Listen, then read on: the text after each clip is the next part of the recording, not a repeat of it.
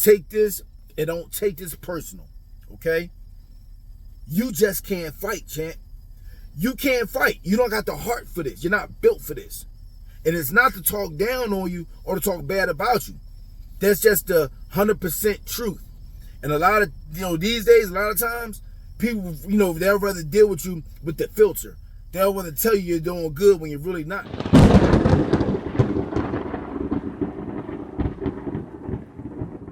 I just want to remind y'all and let y'all know that, remember this in boxing, okay? The trainer cannot fight for you. The coach cannot fight for you. It is our job to teach you. It is our job to guide you.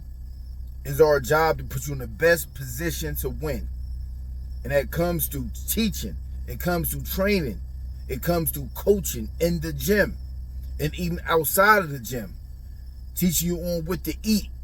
In my situation, in my like when I was coming up, we had Bozy Ennis. Back when he was training us, he was maybe in his 50s, maybe early 50s. All matter of fact, all through the 50s, because I had the opportunity to work with him for over more than a decade. You know what I mean? And one thing about Bozy, back when he was coaching us, he used to get in the ring and spar us. He used to still to this day, I believe in his early 70s, still do road work. You understand? So even me as a coach today, I like to show my guys what I teach them.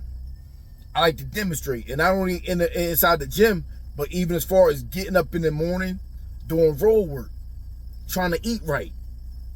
I try to show my guys through experience, not only things that I've been through my career, but how the way I live today. And that's the problem now, where when a fighter get the victory, let it be in the amateurs or the pros, oh, you the best coach alive. Everybody loves you. Everybody give you your props. But then when the fighter take a loss, now all of a sudden, as a coach, you're looked at as a loser. You're looked at as, oh, I didn't teach him enough. Or I didn't show him enough. Just remember, man, as a fighter, okay, and as a coach, the fighter, you have to fight the fight. It's up to you, okay? You got to fight that fight.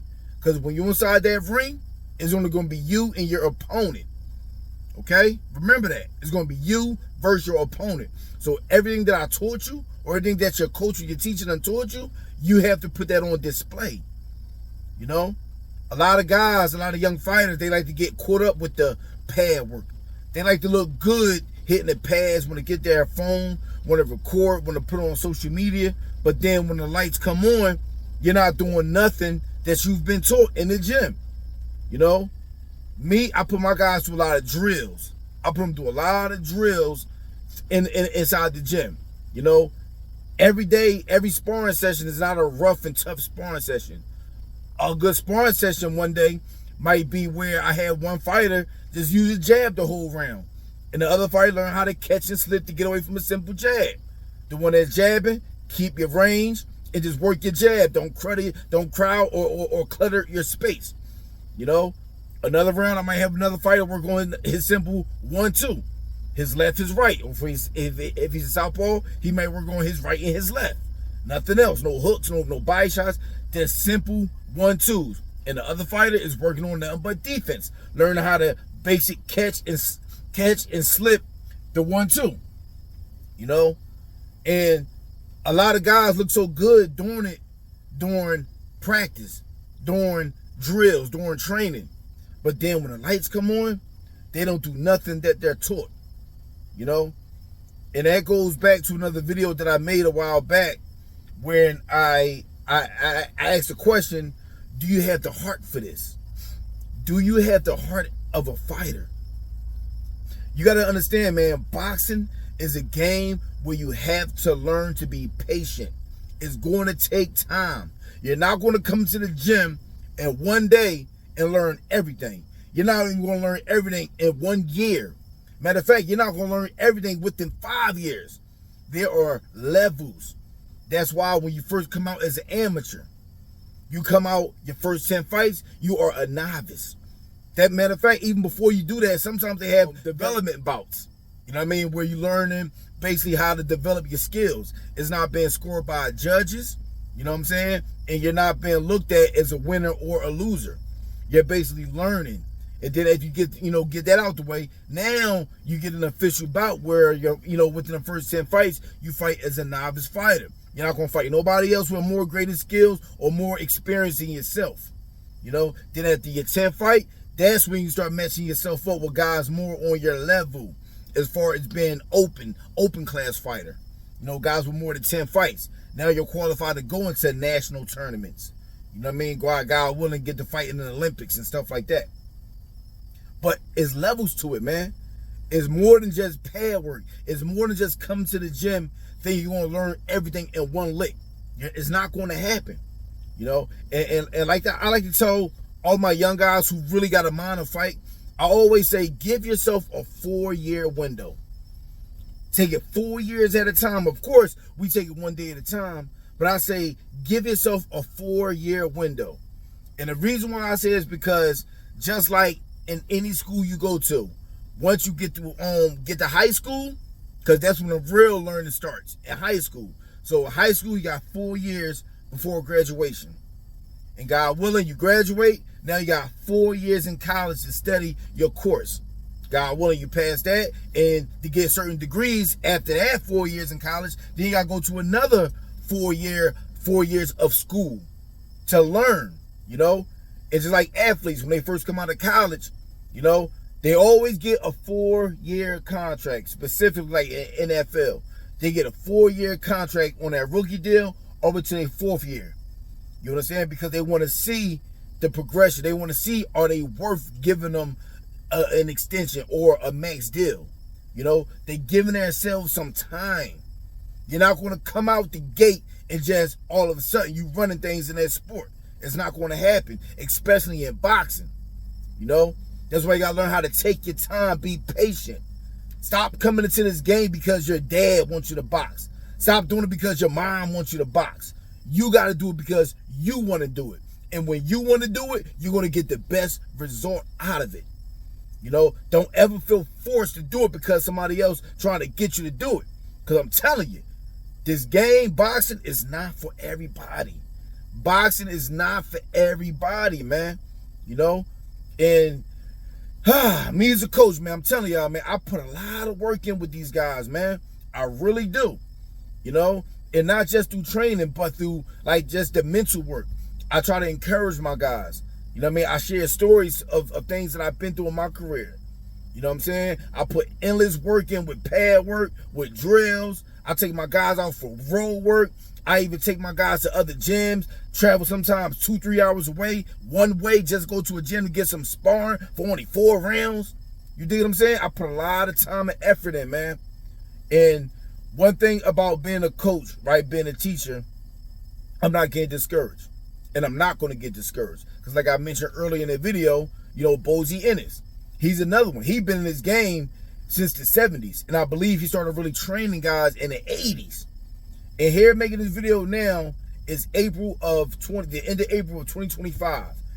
And Bozy right now is finally getting his shine through his young son, Jaron Ennis, who I believe is he got the IBF welterweight title and the WBA welterweight title. You know what I'm saying? And over the years, over the decades, Bozy done had some good, excellent fighters come from the dungeon, man. And like I said, I was blessed to be around them since the early 2000s. And still to this day, in 2025, I still got access to the club. You know what I'm saying? Me, Jaron, older brother, me and Farah Ennis, we used to be cheap sparring partners to each other. You know what I'm saying? I used to help him get ready for plenty of fights. And he done showed me plenty of skills. You know what I'm saying? And just like his older brother, Pooh. You know what I'm saying? I've been in ring with them guys plenty of time. To this day, me and Pooh still link up. We let our fighters spar each other, and we just fellowship, network. You dig what I'm saying? And long story short, here in 2025, Bozy is just starting to get his shine. You know what I'm saying?